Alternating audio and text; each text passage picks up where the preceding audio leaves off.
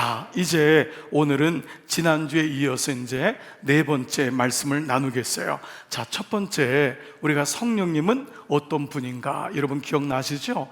우리가 성령의 역사와 은사, 성령 강림절기를 맞이하면서 12번에 걸쳐서 말씀을 나누죠. 두 번째는 성령님과 나의 정체성. 성령님이 오실 때 내 정체성이 무엇인가가 비로소 내가 알게 되는 거예요. 세 번째는 지난 금요일 날 나누었던 성령님과 육체의 일. 성령님이 오시면 육체의 열매가 드러나요. 성령님이 모르면은 몰라요. 자기가 육체에 빠져 있는데도 그냥 양심의 가책 정도는 받지만은 그걸 잘 몰라요. 그래서 이제 오늘은 그 성령님의 열매에 대한 육체의 반대가 성령님의 열매잖아요. 그래서 이제 오늘 갈라디아서 5장의 말씀을 묵상한 대로 읽은 대로요, 이제는 육체의 일이 아닌 성령의 열매에 대한 말씀을 나눌게요. 육체의 일이란 것은 다른 말로 하면 성령의 열매란 말이에요. 육체의 일은 즉 성령의 열매, 육체의 열매는 이러한데 성령의 열매는 이러하다는 것이죠. 열매는 금방 눈에 안 보여요. 그래서 인내심이 없는 사람은 씨를 심은 다음에 자기 스스로 파내버립니다. 어리석은 자죠. 농부는요 지혜로워요. 그래서 저는 시골 목회하면서요, 정말 어르신들, 시골 분들을 마음 이렇게 뭐라 그러죠? 아유, 공부도 못하셨네? 아니, 오죽하면 이런 게 아니에요, 여러분. 정말 어르신들은 대단하더라고요. 농부는 아무나 되는 게 아니에요. 예수님이 농부의 비유를 주신 이유는 농부는 인생의 너무 중요한 원리를 잘 알고 있더라고요. 씨를 뿌리고 그 다음에 그 열매가 맺을 때까지 기다리면서 그 열매를 아는 거예요. 이게 시간만 지나면은 엄청난 열매가 맺힌다라는 거예요. 요즘 시골 분들 우습게 볼 게 아니에요. 제가요, 그 김천 거기에 이제 금능군이 있는데 그 목회를 했잖아요. 요즘 거기가요, 그때도 그랬지만요, 그냥 1년에 그냥 이렇게 여름에 이렇게 뭐 복숭아 하면은요, 그냥 기본적으로 한 달에 얼마 많이 못 본대요. 3천만 원 이렇게 한대요. 몰랐죠, 여러분? 우린 이렇게 도시에서 죽도록 일하고 한 300만 원, 400만 원 받잖아요. 근데 저분들은요, 그렇게 슬렁슬렁 일하는데 그냥 요번에 그냥 100짝 했어 이러더라고요. 100짝, 100개짝 했대요. 요번에 500개짝 했어. 얼마 못 벌었어. 한 3천만 원밖에 못 벌었어. 놀라지도 않는군요. 자, 왜 그러냐면은 그 씨를 뿌렸는데 열매를 맺는 게 당연한데 이거를 아무나 하지 못해요. 그 오늘 말씀에도요, 이제는 육체의 열매가 분명하게 드러난다. 누가 오면은요, 성령님이 오시면. 그래서 여러분 먼저 묵상했던 19절에 육체의 열매, 육체의 일은 분명하니, 이 파네라가 뭐라 그랬죠? 정체가 드러나다. 더 이상 변명할 수 없대요. 육체의 일은 그때는 몰라요. 그런데 성령 안에 거하면은 이게 아니구나 아는 거예요. 여러분, 담배 끊고 술 안 먹고 이거 인위적으로 안 돼요. 아무리 해보세요 되나? 근데 성령님이 와서 나를 지배하고 충만하게 되면은, 야, 이거 하면 안 되는구나. 육체의 일이 드러나는 거예요. 드러나는 거예요. 여러분, 그 가정에, 그 바람 잘 날 없는 가정에 바람이 멈추는 거는요, 의지로 안 돼요. 부모한테 아비로부터 배운 게 바람인데 그 바람이 언제 멈춰져요? 성령의 바람이 그 가정에 임하면은, 아, 이거 하면은 아니구나. 이게 느껴지고 깨달아지는 거예요. 말씀이 인지가 되는 거예요. 성령이 가까이 되겠구나. 성령 받은 것으로 만족하지 말고, 그러면 뛰었다 붙었다 하니까 성령의 충만함을 받으니까 이제는 이전 것이 별로 가보고 싶지 않은 거예요. 그리고 육체의 일이 현저해요. 이거 가면은 죽는구나라는 것을 깨닫게 되는 거예요. 파네라. 더 이상 변명할 게 없다. 이게 파네라는 단어입니다. 그래서 우리는 지난 금요일 날 육체의 일은 무엇인지, 열매가 무엇인지를 16가지를 4가지 항목으로 나눴어요. 잠깐 복습할게요. 첫 번째, 하나님의 몸인, 하나님의 성전인 몸을 더럽히는 게, 이게 뭐라 그랬죠? 시작. 음행, 더러운 것과 호색. 이거는 몸에다가 죄를 짓는 거예요. 내 몸은 내 몸이 아니에요. 부모의 몸이 아니라 하나님의 몸이다. 너희는 너희 몸이 하나님의 영이, 성령이 거하시는 성전인 것을 알지 못하느냐. 제가 한번 아파본 다음에 회개를 정말 깊게 한 게 뭐냐면, 저는 몸을 혹사했거든요. 내 마음대로 먹고 싶은 거 다 넣은 거예요. 그 결과 온 몸이 아프기 시작하더라고요. 그때 저는 그것도 죄라는 것을 알았어요. 내 마음대로 다 먹으니까 몸에 병이 나고, 그건 고스란히 우리의 삶의 아픔으로 드러나는 것입니다. 마찬가지로 음행, 더러운 것, 호색은 성적인 것과 연결되지만 이것은 하나님이 너무도 싫어하는 것입니다. 그러므로 몸이 성전을 더럽히는 죄를 지으면 안 됩니다. 두 번째는요, 하나님이 가증히 여기는 거예요. 이건 가증히 여기는, 싫어하는 정도가 아니에요. 그게 뭐였죠? 시작! 우상숭배와 주술. 우상숭배는 하나님이 아닌 것을 돌이나 이런 걸로 만들어 놓고, 우리가 말하는 우상숭배 너무 알죠? 주술은 접신하는 거예요. 무당, 무녀, 점 보는 거, 이거는 정말 하면 안 돼요. 어떤 일이 있어도 하면 안 돼요. 아멘. 여러분 마음에 아예 다짐을 하셔야 돼요. 여러분 집안에도 어떤 일이 있어도 집에서 하면 안 돼요. 집에서 해도 그거는 이 귀신은 따라다닌다고요. 담배를 피우면은요, 본인만 아픈 게 아니에요. 아니 세상에 담배값에요, 애가 죽어가는 게 있어요. 담배값에. 이번에도 교회 앞에 제가 이렇게 휴지를 줍는데 담배값이 있는데, 거기는 어떤 담배값엔 폐가 망가지는 게 있는데 여기는 애가 죽더라고요. 애가. 이거 뭐라고 쓰냐면 옆에 있는 자녀가 죽습니다. 그런데도 아빠가 담배를 피는 거예요. 그런데도. 그 무슨 말이죠? 이 주술은 여러분 나만 안 한다고 되는 게 아니에요. 부모가 하면 안 돼요. 사울이 하니까 그 자식들이 다 죽잖아요. 그러니까 이건 아주 엄히 하나님이 정말 가증히 여기는 거구나. 우리 집에는 아예 조상들한테 제사, 우상숭배 어떻게든지 끊을 수 있도록 주님께 기도하고, 어떻게든지 그 마음을 만지고 설득하고, 그러면서 이것이 끊어질 줄 믿습니다. 세 번째는 주님의 교회를 무너뜨리는 것. 개인적으로 갈등하고 이게 뭔 문제인가? 아니에요. 권사님 두 분이 싸우면요, 교회가 흔들려요. 두 분이 그 마음에 용서가 안 되면요, 그 모임이 흔들리는 거예요. 여러분 우리 교회도 여러 부서가 많죠. 부서가 무너지는 건 주님의 뜻이 아니에요. 그 부서가 아픔이 있고 하다가 교회를 그만두고 시험 들고 보면 거기 갈등이 있어요. 뭐냐? 원수 맺는 것, 분쟁, 시기, 분냄, 당짓는 것, 분열함, 이단, 투기. 그 중에 이단이 있다는 건 너무나 놀라운 거예요. 이게 뭐냐 하면은 다른 것을 믿는 거래요. 하나님을 믿는 게 아니래요. 그 안에 투기가 나고 분쟁이 나고 분열이 나면은 하나님을 믿는 게 아니라 다른 하나님을 믿는 거예요. 이렇게까지 주님의 교회를 무너뜨리구나. 그러니까 빨리 여러분이 사역이나 교회 현장에서, 목장에서 다툼이 있거나 용서가 안 될 때마다 주님께 구하셔야 돼요. 이것은 교회를 무너뜨리는 죄다. 꼭 기억하시기를 축복합니다. 마지막 네 번째, 시작. 성도의 삶을 무너뜨리는 죄예요. 다 같이. 술 취함, 방탕함, 또 그와 같은 것들. 이거는 뭐냐 하면은 술 취하고 방탕함이 그런 비슷한 것들이 많아요. 결국 이것은 우리의 삶을 주님께로 가지 못하게 하는 거예요. 사랑하는 여러분, 이렇게 16가지를 4가지 항목으로 해서 말씀을 드렸어요. 이렇게 분명히 드러난 육체의 열매를 무엇인가를 깨닫는 거예요. 성령이 임하면은 마치 육체의 일이 이 빙산처럼 드러나는 거예요. 이게 놀라운 거예요. 성령이 없으면은 몰라요. 근데 우린 이미 내 안에 성령이 계시기 때문에 여러분과 제 안에는 육체의 일이 드러나는 줄 믿습니다. 알게 되는 거예요. 알게 되는 거예요. 이게 육체의 일이야. 옛날엔 몰랐다고요. 옛날엔 몰랐어요. 우리 집 다 그냥 그래요. 우리 집 다 그냥 술 먹고 그래요. 몰랐어요. 근데 이것이 하나님의 죄구나. 이게 드러나는 거예요.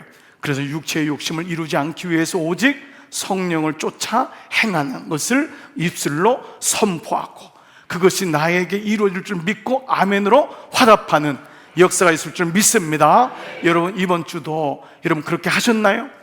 하셔야 돼요. 자꾸 잊어버려요. 하셔야 돼요. 그래서 제가 여러분 이렇게 여러분에게 오늘 말씀 전하고 오늘 밤에도 꿈에서 여러분에게 나타날 거예요. 그래서 여러분에게 기억했나요? 그리고 선포했나요? 아멘 했나요? 그래서 여러분 꼭 그 말씀을 기억하고, 조금만 잊어버리면 그래, 오늘도 말씀을 기억하고 나는 육체의 일이 나하고 맞지 않아. 우리 집은 이제 맞지 않아. 우리 집 옛날에 술 취했어. 우리 집 바람 잘 날이 없었어. 그놈의 바람 지겨운 바람. 이제 우리 집은 바람하고 끝이야. 나는 바람하고 끝이야. 아멘 할 타이밍이야. 제발. 그 말씀이 내 말씀 돼야 되잖아요. 아멘. 우리 집은 방탕함하고 끝이야. 이 말은 뭐야? 우리 자녀에게로 내려가지 않는다라는 거예요. 내가 멈춰야지. 내가 멈춰야지. 그래야지 이게 안 내려가는 거잖아요. 물은 위에서 아래로 내려가는 거예요. 내가 방뚝이 되는 거예요. 딱 멈추고 있는 거예요. 내가 터지면 밑으로 내려가는 거예요. 너는 어디서 이렇게 배웠냐? 어느 분이 그래요. 목사님, 우리 애들이 누구한테 배웠는지 몰라서. 제가 속으로 누구긴 누구야. 그물이지 뭐. 어디서 딴 데서 왔나 얘가? 어디서 주워 왔어요? 그러니까 우리는 그게 속상해. 그렇지만 이제는 깨닫는 거예요. 이 아이의 정체성도 하나님의 자녀니까 내가 이를 위해서 기도해주고 우리가 그 뚜게 되어줄 때 이 아이도 말씀이 들어가면은 분명히 정체성이 회복될 줄 믿습니다. 이때 우리가 어떤 존재인지를 아는 거예요. 이 사람을 가리켜 옛사람이 아니라 새사람. 에베소서 4장 22절 시작. 너희는 유혹의 욕심을 따라 썩어져가는 구습을 따르는 옛사람을 벗어버리고 오직 너희의 신령이 새롭게 되어 하나님을 따라 의와 진리의 거룩함으로 지으심을 크게 새 사람을 입으라. 아멘. 이건 현재형이에요. 입으라. 지금 입고 있다는 거예요. 너는 새 사람이라는 거예요. 옛 사람이 아니라는. 이전 것은 지나갔으니 보라 새롭게 되었도다. 과거가 아니래. 그러니까 자꾸 마귀는 뭐예요? 너의 이전 것을 보라고 하잖아. 네가 무슨 새 사람이냐? 지금도 죄졌는데. 그러니까 우린 여러분 이걸 말씀으로 깨달아야 돼요. 우리가 아무리 주님 앞에 있어도 주님 안에 거해도 우리는 죄를 져요. 육을 가지고 있기 때문에. 그렇죠? 여러분, 죄를 안 지기 때문에 자녀가 아니라 죄를 져도 자녀인 거예요. 그러나 주님이 우리를 의롭다고 하셨잖아요. 의인이라고 한 거예요. 자녀라고 칭한 거예요. 자녀는 죄를 안 짓나요? 져요. 그런데도 우리는 그 아이들을 사랑하는 거예요. 자녀인 거예요. 우리가 죄를 안 짓기 때문에 자녀가 아니에요. 우린 육을 가지고 있는 이상 주님 앞에 갈 때까지는 죄를 져요. 그러나 이제는 그 죄로 인해서 절망하거나 낭망하는 것이 아니라 죄를 질 때마다 돌이키고 회개하고 하나님의 거룩을 향해 나가는 존재가 된 줄 믿습니다. 이게 새 사람인 거예요. 죄를 안 져서 새 사람이 아니에요. 우린 주님의 자녀라는 거예요. 그러니까 마귀가 우리를 송사하는 거예요. 그때마다 누가 나를 정죄하리요? 우리 주 예수 그리스도 안에서 오직 성령이 오시면은 정죄할 수가 없다 그러잖아요. 그분을 아버지라 부르는 역사가 있는 줄 믿습니다. 이게 정체성이 되는 거예요. 제가 오늘 우리 이상학 장로님 앞에 계시네요. 못 오실 줄 알았는데 어제 수요일, 목요일, 오늘까지 우리 전국 장로회 연합회가 있었어요. 1000여 명이 넘는 장로님들이 다 모이셔서 정말 뜨겁게 기도하고 열심히 기도하고, 제가 이제 어제 저녁 집회, 이제 마지막 저녁 집회 가서 정말 귀한 시간을 주셔서 말씀을 나눴어요. 얼마나 기도하고 막 눈물 뿌려 기도하시고, 우리 교회를, 제 제목을 주여 우리 교회를 살려주시옵소서, 이게 제목이었어요. 주님, 우리 교회를 살려주시옵소서. 그리고 우리 가정을 살려주시옵소서. 이건 영적 합이 된 사람만이 고백할 수 있는 거잖아요. 같이 말씀 나누고 기도하면서 얼마나 귀한 시간 나누는지 몰라요. 근데 어제 제가 이제 장로님 몇 분이랑 가다가 전화를 받았어요. 전화를 받은 게 정말 너무 고마운 전화를 받아서 제가 그냥 무조건 가겠다고 그랬어요. 뭐냐면 우리나라에 로스쿨, 변호사가 되는 로스쿨 기독연합회가 있어요. 그 기독연합회에서 얘네들이 로스쿨 동아리가 된 거예요. 근데 그 아이가 누구냐면 제가 아는 선배 목사님 딸이에요.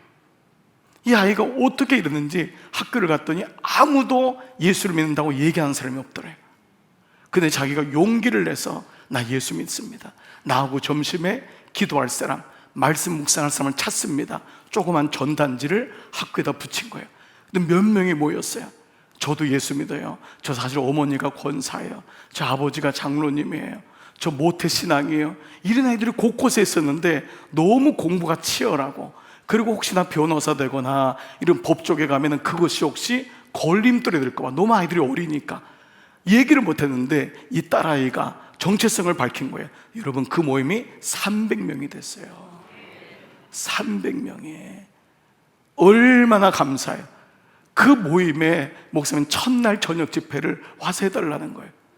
참, 제가요 스케줄 다른 거 있어도 내가 바꾸겠다 그랬어요. 다른 거 있어도 너무너무 귀하다. 거기는요 뭐 가서 사람이 받는 데가 아니에요. 오히려 도와줘야 돼요.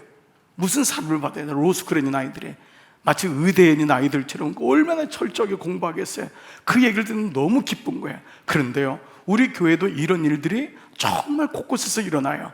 제가 보니까 우리 청년 비전들이 너무너무 감사해요. 우리 자녀들이잖아요. 지난 주일에도 아침에 예배드리고 2부 예배인가요 드리는데 한 우리 비전의 자매가, 목사님, 그 자매는 영화를 만드는 자매예요. 그 국비장학생으로서 영화를 만들고 이제 앞으로 영화 감독이 되고 극작가가 되는 자매인데 자꾸 이렇게 뜸을 들여요.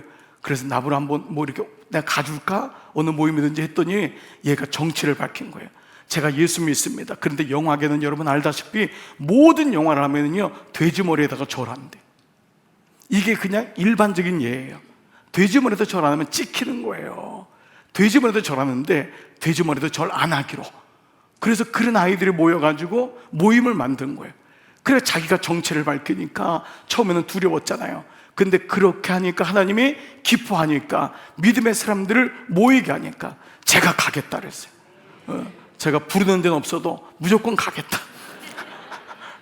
원래 거지하고 목사는 부르지 않아도 가요. 아멘. 들을 끼는 자는 들을지어다. 네. 그래서 그냥 밥만 주면 가요. 밥만 주면. 그래서 무조건 가겠다. 여러분 보세요. 정체성이 이렇게 회복되니까 놀라운 일들이 일어나는 거예요. 우리가 내 정체를 밝히지 않으니까 역사가 안 일어나는 거예요. 내 정체를 밝히는 건 절대 주님이 부끄러워하지 않는 거예요. 너가 나를 부끄러워하는데, 네가 나를 부끄러워하는데 내가 어찌 너를 통해 나의 일을 드러내겠느냐. 그러니까 우리는 무슨 일이 있어도 내 자신의 삶을 드러내는 거예요. 여러분 어디를 가든지 나는 예수님 믿습니다. 나는 자녀입니다. 나는 집사요, 권사요, 장로요, 목사입니다. 여러분 이런 고백이 여러분 가운데 있기를 축복합니다. 여러분 찬양, 지난주에 했던 찬양 너무 귀한 찬양, 여러분 이 찬양 아시죠? 이제 나는 뭐예요? 옛사람 아니요 사망에서 건진 주의 자녀이니 그 한없는 주의 사랑 안에 기쁨으로 뭐야? 걸어가겠네.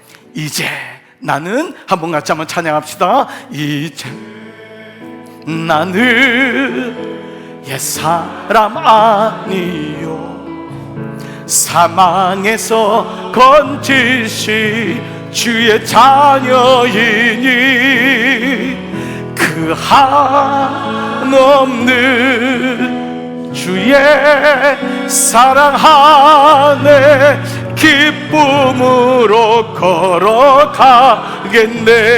이제 나는 옛사람 아니요 사망에서 건지신 주의 자녀이니 그 한없는 사랑 안에 기쁨으로 걸어가겠네. 기쁨으로 걸어가겠네. 기쁨으로 걸어가겠네. 할렐루야. 아멘. 여러분의 찬양 되기를 축복합니다. 이제 그래서 오늘은요 육체의 열매와 정반대 성령의 열매에 대해서 말씀을 나눠볼게요. 그런데 먼저 이 말씀의 서론적인 말씀이 23절에 마치 선언처럼 이렇게 나와 있어요. 23절 뭐라고 나와 있죠? 이 같은 것을 금지할 법이 없느니라. 뭐예요? 성령 열매를 어떤 것도 금지할 법이 없대요. 물론 이 말씀은 맥락적으로 율법에 대한 말씀이에요. 갈라디아 교인들은 말씀이 아닌 율법으로 구원받는 거짓 교사들이 드글거린 거예요. 그래서 이 말씀은 율법이 없다, 어떤 법조항도 성령의 열매를 가로막을 것이 없다, 방해할 것이 없다는 거예요. 이거는 성령이 임하면은 자동이에요. 성령의 열매가 씨를 심었으면은 자동으로 오는 거예요. 그런데 성령을 심었지만 성령의 충만함은 뭐예요? 물을 주고 가꾸고 그 씨앗이 밑에서 말라 비틀어지면 안 되잖아요. 성령 받은 것, 씨로 심은 것만 만족하면 안 돼요. 씨가 자랄 수 있도록 물을 줘야 돼요. 돌봐줘야 돼요. 그를 성령 충만이라고 비교할 수 있을 거예요. 그러니까 성령의 충만함이 내 안에 오면은 우리 모두는 성령이 아니고서는 주를 그리스도라 할 수 없는 거예요. 이 시간 성령이 없이 이 자리에 앉아 있는 사람은 아무도 없어요. 아멘. 성령이 오니까 이제 나는 이 찬양을 고백하고 내가 예배자가 된 거예요. 그런데 성령과 동행하는 것과 성령이 있는 것은 또 다른 별개의 문제예요. 부모님이 계신 것과 부모님을 늘 기억하고 대화하는 것은 별개의 문제예요. 붙어 있으면은 뭐가 돼요? 상속자가 되는 거예요. 예, 내가 호적적으로는 부모 밑에 있더라도 관계가 없으면 이거는 자녀지만은 아무 의미가 없는 거예요. 그러니까 여러분, 우리가 어제 지난 주일만 해도 붙어 있는 게 이게 놀라운 은혜라고 했잖아요. 그런 의미로 본다면은 오늘 이 같은 것을 금지할 수 없다. 요한복음 15장 5절 보세요. 나는 포도나무요, 너희는 가지라. 포도나무와 가지의 이 관계가 어떻게 돼요? 그가 내 안에, 내가 그 안에 거하며, 이 말은 붙어 있으면 사람이 뭐를 많이 맺어요? 열매를 많이 맺나니 나를 떠나서는 너희가 아무것도 할 수 없음이라. 말라 비틀어진다고 했어요. 붙어 있어야 돼요. 가지는 별게 아니에요. 가지가 뭐 대단하다고 해봤자 며칠 지나면 다 죽는 거예요. 좋아한 거예요. 좋아. 세상에 예쁜 사람, 멋있는 사람, 그러니 영적으로 보셔야 돼. 저게 좋아한지 진짜인지. 주님께 붙어 있지 않으면 좋아한 거예요. 여러분, 저는 연예인 학교 그 미션, 거기서 채플린이 있었다 그랬잖아요. 제가 그 영혼 들어보면서 불쌍해진 게 그렇게 예쁜데 좋아하더라고요. 좋아. 그러니까 늘 불안하고, 그렇게 예쁘고 그렇게 잘생기고 그렇게 기분 나쁘게 키도 크고 그런데 좋아해요. 좋아해요. 그냥 뽐내고 다니지만 좋아한 거예요. 붙어있지 않은 거예요. 그러니까 얼마 못 가니까요, 결국 사단이 나는 거예요. 너무너무 어려운 거예요. 우리가 비록 보잘것 없을지라도, 고린도서의 말씀이잖아요. 세상에 유력한 자가 아닐지라도 내가 주님께 붙어 있으면은 나는 상속자인 줄 믿습니다. 이것이 바로 붙어 있는 너무 놀라운 비밀이에요. 나는 지금 붙어 있습니까? 주님께 붙어 있습니까? 나는 어디에 붙어 있습니까? 그런데요, 또 놀라운 게 있어요. 또 한 가지는요, 육체 일, 이 육체의 열매는요, 복수예요.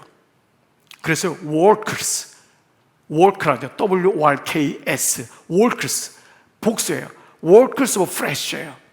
육체의 열매는 복수인데 놀랍게도 성령의 열매는 단수예요. 성령 열매는 복수가 아니에요. 이거는 오직 예수 그리스도로부터 나온다는 거예요. 요한계시록 1장 1절, 우리 주 예수 그리스도의 뭐라고요? 계시라 했어요. 그 계시가 뭐라 그랬죠? 단수예요. 아포칼립스, 이게 단수란 말이에요. 오직 모든 계시는 예수 그리스도께 나오는 거예요. 내가 예수다, 내가 예수다, 이거 다 거짓인 거예요. 오직 예수님은 한 분밖에 없어요. 아멘. 그분의 계시는 오직 말씀밖에 없는, 다 단수인 거예요. 하나님은 단수인 거예요. 그러니까 이단과 하나님을 구별하는 법은 간단한데도 말씀을 모르면은 내가 제일인 주다 하니까 거기 쫓아가고, 내가 예수다 하니까 거기 쫓아가고. 우리나라에 지금 예수라는 사람이 그동안 300명이 넘는데, 300명이. 그런데도 이단들이 죽질 않아요. 왜 그럴까요?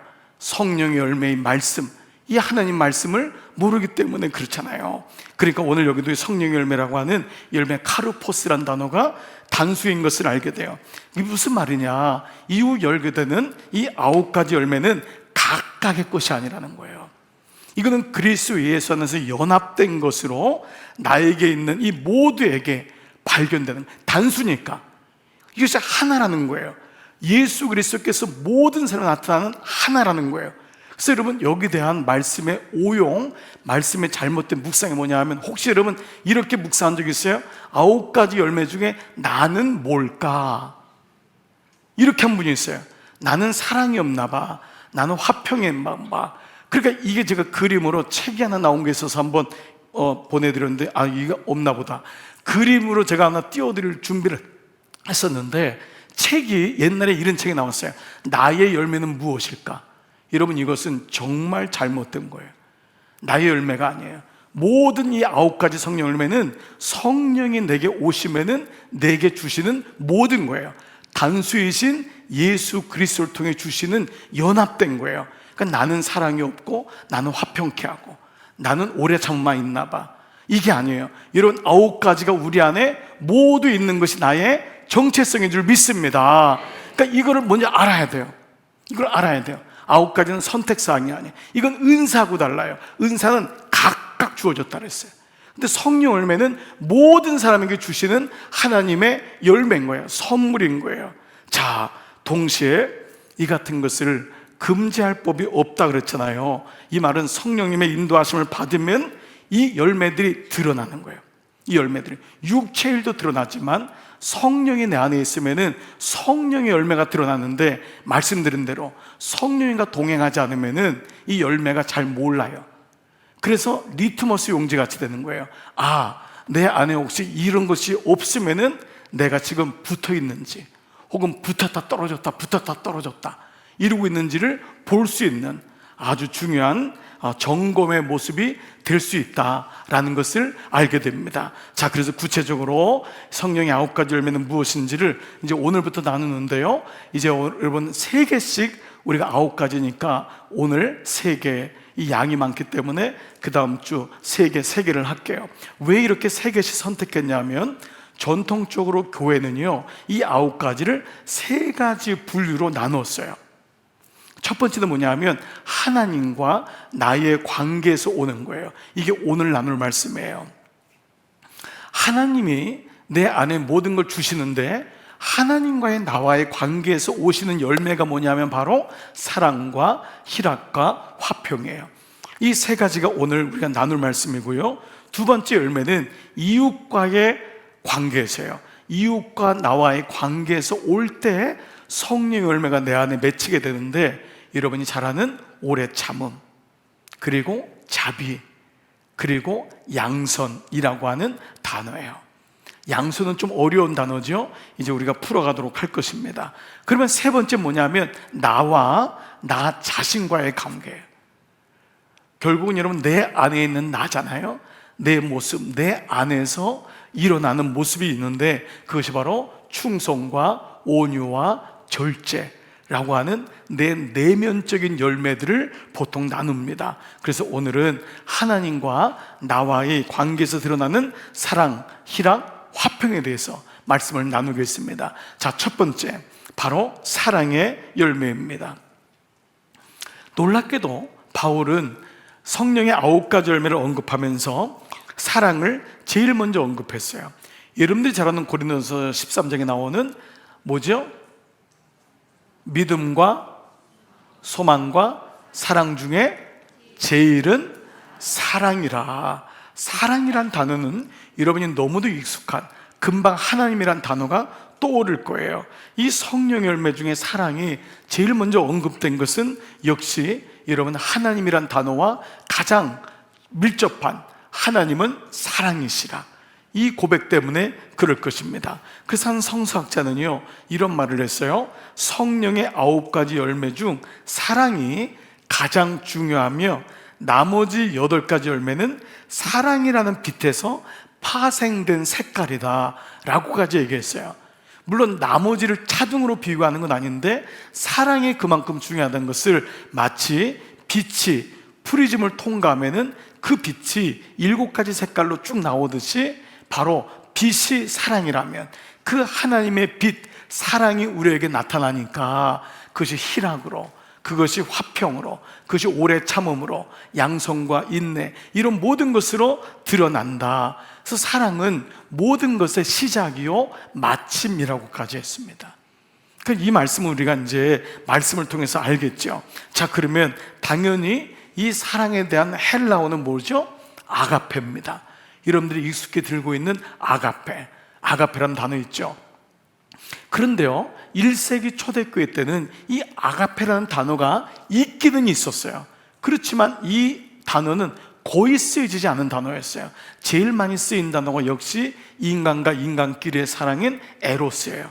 에로스. 여러분 잘 아시는 에로스 있잖아요. 이거는 육체적인 사랑이에요. 에로스. 두 번째 나오는 이 단어는 뭐냐면 스테르고라는 단어예요. 스테르고는 뭐냐면 부모와의 사랑이에요. 이 사랑은 뭐냐면 가족, 헌신, 아버지가 딸을 사랑한다는 거, 아들을 사랑하는 스테르고, 이 사랑이에요.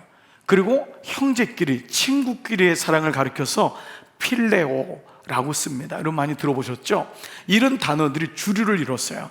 그런데 이 아가페 사랑은 왜 이 단어가 어려운 단어냐면, 하나님이란 단어를 지칭하지만 이 단어가 근본적에서 뭐냐면 존재의 가치예요. 존재의 가치.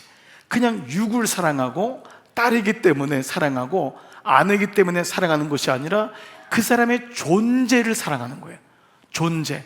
그 사람이 어떻든 간에 존재를 사랑한다. 존재의 가치. 근데 이 중에서 하나님의 사랑을 표현할 것은 이 아가페밖에 없는 거예요. 하나님의 사랑을 비교할 것이. 그래서 이 아가페라는 단어를 쓸 수밖에 없었어요. 아가페는 하나님이 어떤 분인지를 드러내는 가장 놀라운 단어였어요. 요한일서 4장 7절 8절 보시면은요, 여기 나오는 모든 사랑이라는 단어는 다 아가페에서 나오는 어미들만 바뀐 단어예요. 자, 한번 읽어볼게요. 시작. 사랑하는 자들아, 우리가 서로 사랑하자. 사랑은 하나님께 속한 것이니 사랑하는 자마다 하나님으로부터 나서 하나님을 알고 사랑하지 아니하는 자는 하나님을 알지 못하나니 이는 하나님은 사랑이심이라. 그래, 이 말씀을 통해서 아가페는 그 존재의 끝에는 하나님이 계시잖아요. 그래서 being이란 단어가 B-E-I-N-G 영어로 할 때 소문자로 쓰면 우리를 존재를 얘기하지만 대문자 캐피탈 B를 쓰면은 그때는 하나님이란 단어가 되잖아요. 그렇습니다. God, God도 마찬가지잖아요. God라는 G가 소문자가 되면은 귀신이 됩니다. 그러나 그것이 G가 캐피탈 큰 대문자가 되면 하나님이란 단어가 똑같은 것처럼 존재의 가치의 끝에는 누가 있는 거예요? 하나님이 있는 거잖아요. 그분이 존재의 참 의미요 모든 것이기 때문에 우리가 그분 때문에 존재론적 가치를 갖게 되는 그 의미를 가지고 있잖아요. 여러분, 짐승이나 미물을 가려서 존재라고 하지 않습니다. 인간만이 존재론적이다라는 말은 이 아가페를 할 때 비로소 하나님이 어떤 분인지를 알게 되고, 그 하나님을 알 때 비로소 우리도 상대방을 향해서 그 사람의 무엇 때문에 사랑하는 것이 아니라 그 사람을 존재로, 그 영혼을 용서해주고 그 영혼을 품어주는 존재적인 사랑을 할 수 있는 그 아가페의 은혜가, 그 사랑 열매가 우리에게 온다는 것이죠. 그렇기 때문에 이 아가페의 완결판, 실체가 뭐냐? 바로 십자가인 거예요. 그 십자가는 죽을 수밖에 없는, 아무 가치도 없고 지옥으로 갈 수밖에 없는 우리를 위해서 하나님이 친히 당신의 몸을 주신 거예요. 그 본체이신 그분이 아들을 통해서 우리에게 보여주신 거예요. 이 십자가를 통해서 우리가 하나님의 모든 사랑을 알 수 있는 거예요. 이게 아가페구나. 죽을 수 있는 어떤 부모도 자식을 사랑은 하지만 자식에선 죽을 수는 없어요. 이게 인간의 본성이, 아무리 사랑해도요, 아무리 사랑해도 죽는 건 어려워요. 물론 가끔 그런 일이 나오긴 하지만은요, 그렇다고 해서 우리가 모든 사람이 죽을 수는 없어요. 저보러 아이를 위해서 죽으라면 저는 못 죽어요. 저는 죽을 용기도 없어요. 제가 아이를 사랑하지만은 그런 용기도 없고 그 안에, 제 안에는 그 죽음에 대한 사랑이 없기 때문에 그래요. 그런데 웬 은혜예요? 하나님의 십자가 사랑이 우리에게 왔을 때 나를 위해, 내가 뭔데 나를 위해서 죽으셨어요. 이 은혜가 내게 오는 거예요. 그래서 이것을 요한일서 4장 10절, 사랑은 여기 있으니, 그 당시 헬라파의 모든 소피스트들, 철학자들이 사랑을 논하는 게 초대교회 때 모습이었어요. 그리스의 모습이었어요. 그때 사랑은 여기 있으니 엄청난 선언인 거예요. 그 모든 철학자들에게 사랑은 여기 있으니 우리가 하나님 사랑한 것이 아니라 하나님이 우리를 사랑하셨다. 이게 십자가예요. 아멘. 그래서 뭐라 그래요? 우리 죄를 위하여 우리는 죄값을 받아 죽어야 돼요. 그런데 그분이 화목제로, 십자가로 그 아들을 보내신 거예요. 화목제는 모든 게 내장이 파열되고 다 각이 떠지는 거예요. 여러분, 이거 화목제, 옛날로 우리가 지금 예수님이 안 왔으면 우리는 집에 있는, 죄송해요, 집에서 기른 소, 집에서 기른 양, 도시에는 뭐예요? 강아지, 고양이, 여러분들이 기른 거 매일마다 죄 지을 때마다 와서 여러분들이 칼로 각을 떠야 되는 거예요. 내장 다 빼고. 그게 여러분 구약이었어요. 근데 예수님이 친히 우리의 화목제물이 되신 거예요. 그가 몸 버려 피 흘려 모든 걸 다 내주신 거예요. 그래서 다시 봐보세요. 화목제로 뭐예요? 예? 그 아들을 보내셨음이니라. 그러면서 뭐라고 했어요? 여기까지 그래요. 그 아들을 사랑하사 우리를 사랑하사 우리 죄를 위하여 화목제로 그 아들을 보내셨다. 이게 십자가 사랑인 거예요. 그러니까 아가페는 십자가 사랑을 믿고 고백한 모든 사람에게 오는 하나님의 사랑인 것입니다. 그래서 여러분, 우리 안에는 아가페 사랑이 있습니까? 없습니까? 있어요. 이게 이제 정체성인 거예요. 나에게는 성령님이 오시니까 오는 거예요. 그러면 성령이 충만하면 충만할수록 이 아가페는 우리 안에서 일어나기 시작하는 거예요. 할렐루야. 여러분, 지난 우리 얼마 전에 한 집사님이 목장에서요, 초등학교 1학년짜리 아들이 있었는데 이 아들하고 애니메이션 예수님에 대한 영화를 보다가 이 아들이 예수님이 십자가에 못 박히는 장면을 보는데 그게 아주 아이들에게는 굉장히 이렇게 감동이 되잖아요. 막 훌쩍훌쩍 울더래요. 막 눈시울이 뜨거워져가지고. 그러니까 엄마는 맹숭맹숭하고 애는 울고. 그거 참 묘하잖아요. 그러니까 애한테 이제 애가 이렇게 막 울면서 얘기하다가 십자가에 이제 달리신 걸 이제 우니까 우리를 천국에 가게 위해서 예수님이 죽으신 거야 라고 했는데도 얘는 계속 울더래요. 그 울면서 뭐라고 말하냐면, 엄마, 예수님이 꼭 그렇게 죽으셔야만 했을까? 이러더래요. 그러니까 여러분, 가끔은 엄마보다 나은 아들이 있어요. 그러니까 이 아들이 그에게는 엄마가 벙찐 거예요. 그 애가 그냥 교회 학교 다니고 그냥 뭐 철없는 애인 줄 알았는데 예수님이 꼭 그렇게 죽으셔야만 했나? 이러더래요. 그래서 훌쩍훌쩍 우는 거예요. 엄마가 순간적으로 멘붕이 온 거예요. 우리가 아이들에게 배우잖아요. 자기는 십자가에 대해서 그렇게 생각해 본 적이 없는 거예요. 너무도 당연하게 생각했는데. 그러니까 여러분, 그 얘기를 듣는 순간, 야, 이건 정말 감동이고 감사고 늘 이거를 되새겨야 되는데 내가 십자가의 은혜를 너무 쉽게 잊어버렸구나, 이 마음이 들더라는 거예요. 나 같은 게 뭔데, 나를 위해서 예수님이 십자가에 못 박힌 거. 우리는 목걸이로는 십자가를 하고 다니면서도 우리는 그거를 깨닫지 못할 때가 너무 많아. 꼭 이런 날 또 십자가를 또 목걸이를 또 하고 왔네. 또 그래. 그러니까 우리 여러분 보세요. 정말 하나님의 은혜가 내게 임하면은 정말 그분이 왜 날 위해 죽으셨나, 이 은혜가 우리 안에 오는 것입니다. 여러분, 복음성가 가운데 이 찬양 여러분 아실 거예요. 왜 날 사랑하나. 저도 이 찬양 처음 부를 때 이 감격이 있었던 게 기억이 나요. 뭐죠? 사랑의 구주를 죽게 했네. 왜 날 사랑하나. 이 지금 지은이가 왜 날 사랑하나. 겸손히 십자가 지시었네. 왜 날 사랑하나. 또요, 계속 후렴이 왜 날 사랑하나. 아무리 생각해도 모르겠다는 거예요. 이 고백이 사실은 우리의 고백이 되는 거예요. 한번 여러분 이것도 한번 같이 한번 찬양해 볼게요. 사랑의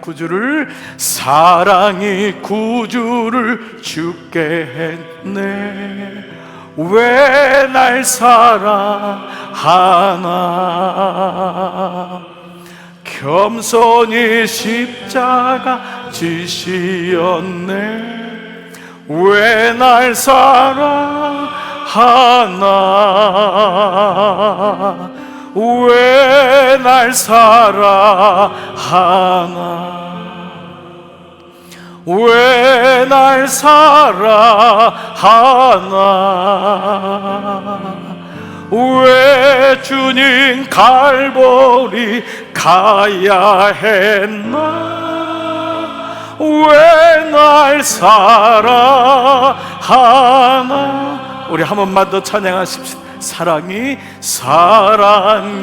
구주를 죽게 했네. 왜 날 사랑하나. 겸손히 십자가 지시었네. 왜 날 사랑하나.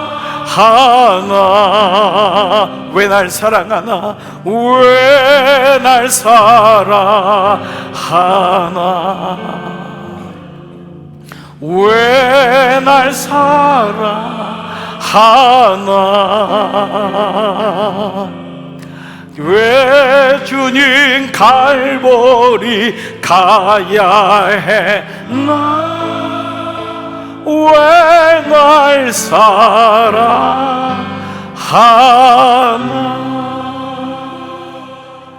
아멘. 여러분, 첫 소절 뭐예요? 사랑이 구주를 죽게 했네. 하나님의 사랑이 우리에게 그분을 죽음으로 모신 거예요. 그러므로 여러분, 첫 번째, 이 사랑의 열매는 모든 그리스도인에게 가장 처음으로 십자가를 바라보게 하기 때문에 그때마다 십자가의 사랑이 내게 임하고 십자가의 사랑을 전하고 싶은 거예요. 전하고 싶은 마음이 오는 거예요. 옛날엔 몰랐어요. 내 정체성이 드러나니까 전하고 싶은 거예요. 옛날엔 예수하는 얘기도 부끄러웠어요. 저 사람이 오해하면 어떡하나, 거절하면 어떡하나. 이젠 그렇지 않은 거예요. 정말 그 영혼이 보이는 거예요. 그래도 우리는 전도는 이때 뭐 언제 몰아서 하는 게 아니에요.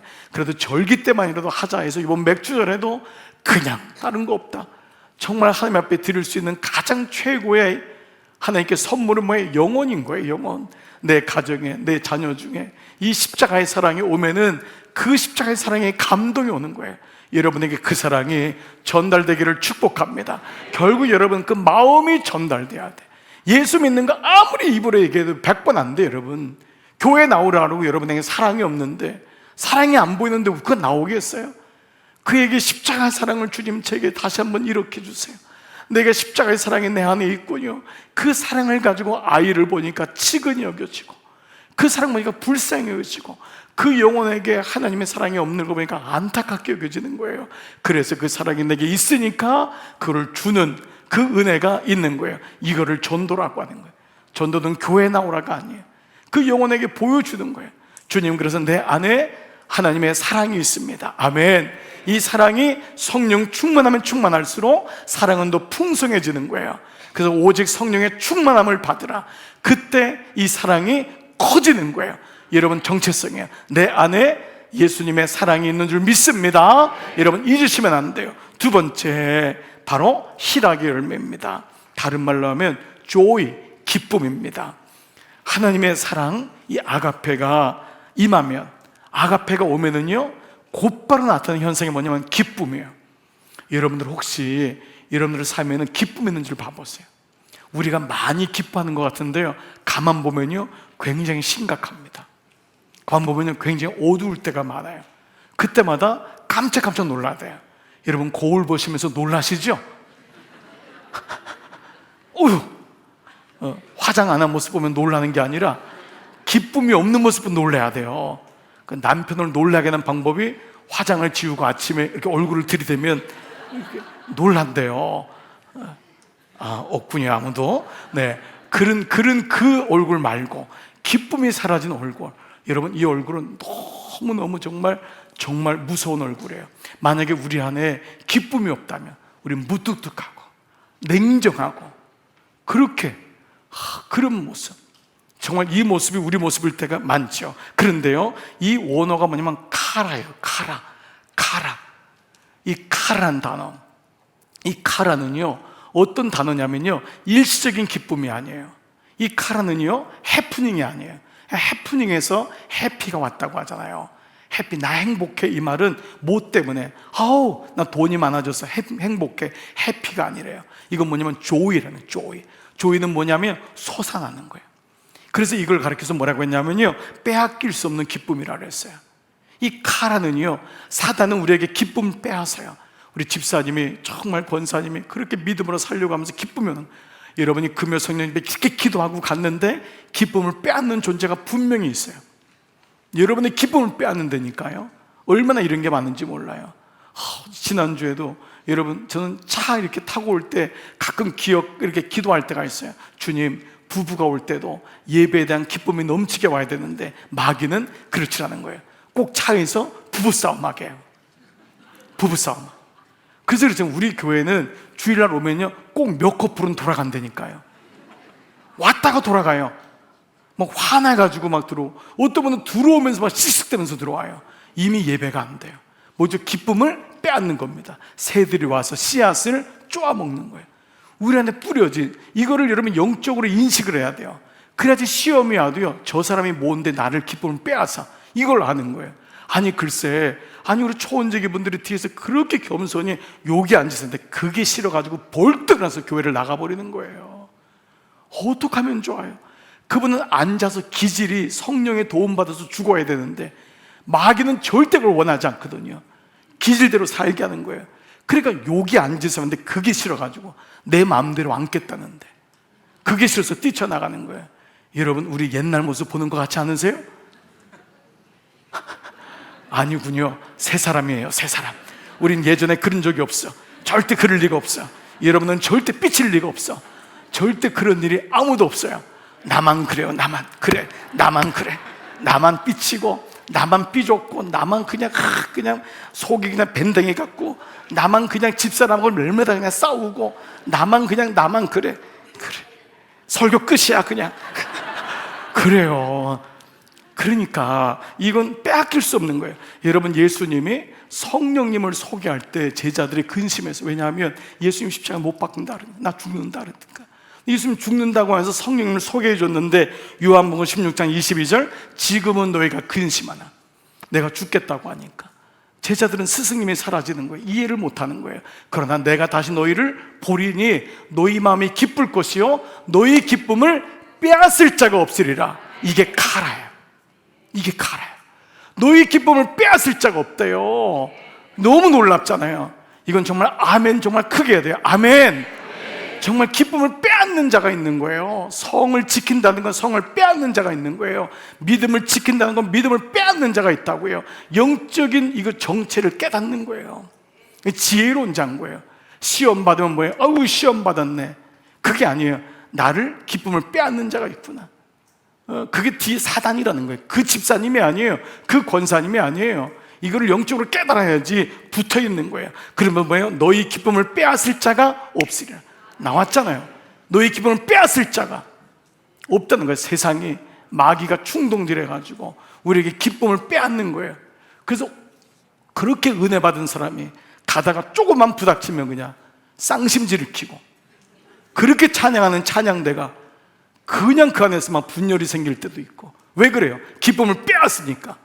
그때마다 알아야 돼요. 영적인 우리가 이때마다 기도해야 되는구나. 이걸 깨닫는 자와 모르고 뭐 다 그렇지 뭐. 교회는 그냥 싸우면서 정드는 거지. 여러분, 이런 분이 있어요. 가끔 싸우면서 정든대요. 아니 그건 집에서 부부끼리 하셔야 돼요. 교회는 절대 싸우면서 정드는 게 아니에요. 싸우면 왼수돼요. 싸우면 절대 안 돼요. 기쁨을 빼앗는 자가 있다. 요한복음 15장 5절 아까도 말씀드렸잖아요. 나는 포도나무에 너희는 가지라. 그가 내 안에 내가 그 안에 거하면은 사람이 열매를 많이 맺어요. 성령을 맺는 거예요. 나를 떠나서 너희가 아무것도 할 수 없는데 그 다음에 보세요. 11절에 이 같은 맥락이에요. 같은 맥락이에요. 내가 이것을 이렇게 너희에게 말하는 것은 내 기쁨이 너희 안에 있어. 포도나무와 가지를 비교하면서 뭐라고 했냐면 내 기쁨이 너희 안에 있어 너희 기쁨을 충만하게 하라는 거래요. 무슨 말이에요? 우리가 언제 기쁨이 있다는 거죠? 붙어 있을 때만. 붙어 있을 때만이 기쁨이 온대요. 그러니까 세상에서 오는 기쁨이 아니야. 카라는 세상적인 기쁨이 애 때문에 누구 때문에 기쁨이에요? 이건 있다가 없다가 그런 거예요. 이건 진짜가 아닌 거예요. 그런데 내 기쁨이 너희 안에 있어서 너희 기쁨을 충만하게 한대요. 그래도 나는 포도나무에 너희는 가지니. 그러니까 가지는 주님께 붙어 있을 때 그때 끊어지지 않는 빼앗길 수 없는 기쁨이 우리 안에 오는 줄 믿습니다. 이 기쁨이 충만하니까 어떤 일이 실제로 일어나느냐? 사도행전 말씀은요 기적의 말씀이 아니에요. 그 고난 속에서도 기뻐할 수 있느냐예요. 이게 사도행전이에요. 그 시험이 와도 그렇게 아픈데도 기뻐할 수 있느냐? 아니 지난 주일에요 제가 위에 식당 올라갔는데 그분 우리 교회에 이제 오시면서 암 치료를 오랫동안 받으셨어요. 근데 제가 너무너무 얼굴이 밝은 거예요. 얼굴이 그렇게 밝을 수가 있어요. 얼굴이 그렇게 밝은 거예요. 이거는 정말 주님이 주시는 기쁨이구나. 세상 사람들은 이미 암이라면 죽었다 그래요. 근데 어떻게 여러분 이게 쉬운 얘기가 아니에요. 여러분에게 그런 일이 와보세요. 이미 그때부터 마음이 무너지는 거예요. 근데 어떻게 예배 드릴 때마다 제가 안 볼 수가 없어요. 어떻게 그 기쁨이, 그건 그분의 기쁨이 아니에요. 주님이 주시는 기쁨이 그 안에 있으니까 놓치지 않으려고, 어찌니 은혜를 받으려고 그 멀리서 그 멀리서 그렇게 오는 거예요. 보십시오. 사도행전 16장 22절, 무리가 일제히, 시작. 무리가 일제히 일어나 고발하니 상관들이 옷을 찢어벗기고 매로 칠하여 많이 친 후에 옥에 가두고 간수에게 명하여 든든히 지키라 하니. 그랬더니 23절 그 다음 절에요. 한밤중에 바울과 실라가 기도하고 하나님을 찬송하며. 이런 일이 있는 거예요. 이런 일이. 감옥에 들어가서 내일이면 죽는데, 착고에 매여 있는데, 한개 모여서 복음 전한 것밖에 없는데, 우리가 인생에 이런 일이 있잖아요. 내가 뭐 특별히 잘못해서 고난이 오는 게 아니에요. 이게 인생이에요. 특별히 복음을 전했으면 더 기가 막힌 건데, 놀랍게도 한밤중에 바울과 실라가 기도하고 하나님을 찬양하는 거예요. 이거 우리 안에 솟아나오는, 그 어두운 밤에서도 기뻐하는 거예요. 우리가 왜 1:1 양육하면은 암송을 하죠? 암송은 암이 뭐예요? 어두울 암자예요. 노래송이에요. 언제 노래를 부르는 거냐면 어두울 때, 빛이 없을 때, 그때 말씀을 기억하는 거예요. 말씀은 언제 기억이 나냐면 어두울 때, 고난이 올 때. 그래서 말씀을 비축을 저장을 한 사람은 고난이 올 때 그 말씀이 비축된 게 나오는 거예요. 저장된 게 나오는 거예요. 여러분, 사람은 보고 들은 게, 그게 나오는 거예요. 보고 들은 게, 그게 결국 내 안에 쌓인 게 나오는 거예요. 그게 수장절이라고 하잖아요. 수장절. 그게 저축하는 거. 그걸 저축한 걸 주님께 올려드리는 게 추수감사절이에요. 나는 무엇을 수장하고 있는가, 저축하고 있는가. 말씀이 내 안에 오니까 바울과 실라가 그 한밤중에 그 찬양을 하는 거예요. 그러니까 여러분이 기도할 때도 찬양할 때도 자꾸 이렇게 고백하고 하면 그 말씀이 잊혀지지 않는 거예요. 그러면 그게 기도가 되는 거예요. 그 기도가 되는 거예요. 여러분이 깜깜한 데서 아무도 없으면, 말씀이 없으면 기도할 제목이 안 생기는 거예요. 근데 이 말씀이 자꾸 암송되는 거예요. 사도 바울이요, 데살로니가 교회에다가 한 말씀도 보세요. 데살로니가 5장 16절, 항상 기뻐하라, 쉬지 말고 기도하라. 기뻐하라. 왜? 기도하라. 범사에 감사하라. 근데 놀라운 건 너희를 향하신 이것이 뭐예요? 하나님의 뜻이라고 했어요. 이거는 안 되는 걸 억지로 시키는 게 아니에요. 이게 주님이 원하시는 거래요. 그러면 주님이 원하시는 것은 이미 우리 안에 있는 줄 믿습니다. 그러니까 내 안에 이미 카라의 기쁨이 있어요, 없어요? 있는 거예요. 있는 거예요. 그러니까 우리가 성령 충만하면 충만할수록 이 카라가 내 안에서 솟아나는 거예요. 아멘. 붙어 있는 거예요. 붙어 있는 거. 나는 내 안에 기쁨이 있는 줄 믿습니다. 여러분, 이 은혜가 다시 회복되는 거예요. 여러분이 감옥에서 쓴 편지를 옥중서신이라고 해요. 에베소서, 빌립보, 골로새, 빌레몬. 이 네 가지가 옥중서신인데, 옥중서신의 주어가 뭐냐면 주제가 기쁨이에요. 기쁨. 그 중에 하나가 빌립보 4장 4절, 다 같이 큰 목소리로 시작. 주 안에서 항상 기뻐하라. 내가 다시 말하노니 기뻐하라. Rejoice. 기뻐하라. 기뻐하라. 네, 내가 다시 말하노니 기뻐하라. 기뻐하라. 이거는 억지로 하는 게 아니에요. 주님이 내 안에 오시니까, 주님을 찾으면 붙어 있으면은 기쁨이 회복되는 거예요. 아멘. 자, 세 번째 마지막으로는 화평이에요. 이거는 간단해요. 화평은 바로 헬러 말은 에이레네라는 말을 쓰는데, 바로 여러분이 잘 아는 샬롬이에요. 샬롬. 이 평화는 사람이 주는 평화가 아니에요. 여러분이 아시는 대로 하나님이 주시는 평화예요. 당시 로마가 지배할 때 로마가 평화를 준다, 로마가 전쟁을 끝친다 해서 이 팍스 로마나라는 말을 많이 썼잖아요. 팍스 로마나. 근데 이 팍스 로마나가 아니에요. 그래서 뭐라고 하냐면, 그 진짜가 그게 아니라 진짜 평화는 십자가에서 이루어진다.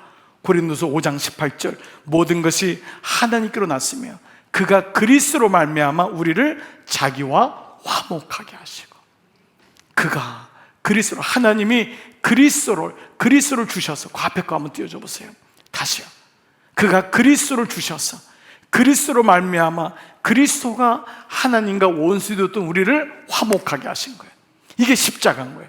그러니까 십자가야말로 진정한 에이레네, 샬롬, 평화인 거예요. 아멘. 그분이 그리스도로 말미암아 하나님과 원수되었던 우리를 화목하게 하시고, 더 놀라운 건 우리에게 화목하게 하는 직분을 주신 거예요. 우리에게 복음을 전할 수 있는, 우리 마음속에 얼마나 우리 마음속에 갈등이 많아요. 늘 두려움, 불안. 이건 샬롬이 아니에요. 샬롬은 주님 주시는 평화인 거예요. 그래서 여러분, 요즘 모든 의사들이 의학적으로 모든 서구의 모든 의학의 마지막이 뭐냐면 샬롬이라고 하잖아요. 샬롬. 하나님이 주는 평화, 샬롬. 그 은혜가 샬롬이 올 때만이 전인적으로 치유가 된다고 하잖아요. 참 이게 놀라운 거예요. 그래서 이것을 주님이 요한복음 14장 27절에서 평안을 너희에게 끼치노니, 어떤 평안이죠? 곧 나의 평안, 내가 주는 평안을 너희에게 주노라. 이거는 세상이 주는 것과 같지 않아요. 세상이 주는 것은 잠깐의 평화예요. 이게 세상이 주는 것 같잖아요. 너희는 마음에 근심하지도 말고 두려워하지 말자. 우리 마음은 늘 근심하고 늘 두려워하는 거예요. 아무리 돈이 있고 아무리 굉장해도 어쩔 수 없어요. 인간의 본심은 두려움과 근심이에요. 근데 그때 하나님의 에이레네, 샬롬이 올 때만이 진정한 평화가 오는 것입니다. 예수님이 제자들을 처음 만난, 그 부활 후 처음 만났을 때의 장면이 요한복음 20장 19절이에요. 보십시오. 이날 곧 안식 후 첫날 저녁 때에 제자들이 유대인들을 두려워하여 모인 곳의 문을 닫았어요. 이게 인생이라 그랬잖아요. 그런데 그때 어떤 일이 있죠? 예수께서 오사 우리 가운데로 들어오신 거예요. 그러면 너희에게 평강이 있을지어다. 아멘. 여러분, 오늘 이 저녁에도 여러분 중에는 기도의 제목을 가져오신 분이 있을 거예요. 정말 두려움 속에 오신 분이 있을 거예요. 정말 기도하지 않으면 견딜 수 없는 분이 있을 거예요. 그런 모든 분에게 오늘 주님이 주시는 평화가 임하기를 축복합니다. 오늘 말씀을 마무리하겠습니다. 사랑하는 여러분, 이 같은 성령의 열매를 금지할 법이 있다 없다? 없다. 이거를 분명히 하시는 거예요. 여러분, 이거는 구하해서 주는 게 아니에요. 주님 제게 사랑을 주세요, 이게 아니에요. 제가 주님께 붙어 있으면 이거는 내 안에 오는 거예요. 이미 성령이 내 안에 있기 때문에 이게 우리 안에 지금 있는 거예요. 그리고 여러분, 그럴 때만 내가 사랑이 없네가 아니에요. 나는 사랑이 있어. 나는 기쁨이 있어. 왜 내가 딴 데서 찾았지? 내 안에는 화평, 평화가 있네. 이걸 알게 되는 거예요. 아멘. 여러분, 이걸 모르는 것과 아는 것은 너무 달라요. 그래서 오늘 이 말씀을 마지막 24절에서 그리스도 예수의 사람들은 우리 육체와 함께 내 정욕, 탐심을 십자가에 못 박았다 그랬어요. 과거형인 거예요. 못 박을 것이다가 아니에요. 이미 못 박힌 거예요. 나는 주님의 사람인 거예요. 나는 새 사람인 줄 믿습니다. 정말 그런 거예요. 정말 이 말씀이 그대로 내게 믿어지는 거예요. 여러분, 초대교회 때부터 우리에게 왔던 인사가 있어요. 서구 교회를 통과해서 왔던 인사 중에 하나는 뭐냐면, 하나님은 어떤 상황에도 선하시다, 하나님은 가장 좋은 분이시다를 God is good 이렇게 했어요. God is good. 하나님은 선하세요. 어떤 일이 있어도 하나님은 가장 좋으신 분이에요. God is good은 하나님을 찬양합시다, 이 말이에요. 그럼 모든 회중이 뭐라 그러냐면 all the time, all the time, 항상 그러십니다. 어떤 일이 있어도. 그러면 또 이 반대는 또 다른 사람이 all the time, 그러면 그 사람이 뭐죠? God is good 이렇게 인사를 했던 거예요. 그러니까 우리도 이게 한글로 하면은 좀 복잡하잖아요. 하나님은 선하십니다, 그러면 또 항상 그러십니다, 뭐 이러면 좀 말이 좀 안 맞는데, 그래도 이 영어 표현이 간단하니까 너무 이 표현이 너무 좋더라고요. 사실 저도 목회하면서 저도 이 표현을 참 많이 썼어요. 그래서 제가 이렇게 여러분에게 God is good 그러면 여러분은 all the time, 진짜 영어 하니까 멋있어 보이시는 것 같아요. 그리고 또 제가 여러분에게 또 여러분이 또 이제 뭐라 그러죠? all the time 하면 여러분이 제가 all the time 이렇게 하는 거예요. 자, 제가 한번 해볼게요. God is good. 그 다음에 all the time. 그래서 이제 all the time God is good, all the time, 항상 그러세요. all the time God is good. 이 은혜, 이 사랑이 우리에게 임할 때 우리에게 오늘 세 가지가 있음을 확인했어요. 이걸 가지고 기도할 거예요. 사랑, 희락, 화평. 이 세 가지는 금지할 법이 없다. 사단은 빼앗는 거예요. 빼앗기지 마세요. 여러분 안에 이미 있는 것을 지키세요. 아멘. 그래서 오늘도 기도할 때, 주님, 제가 사랑으로 이기겠습니다. 제가 희락, 기쁨으로 이기겠습니다. 제가 화평이 제 안에 있습니다. 오늘 이 은혜로 승리하시기를 축복합니다.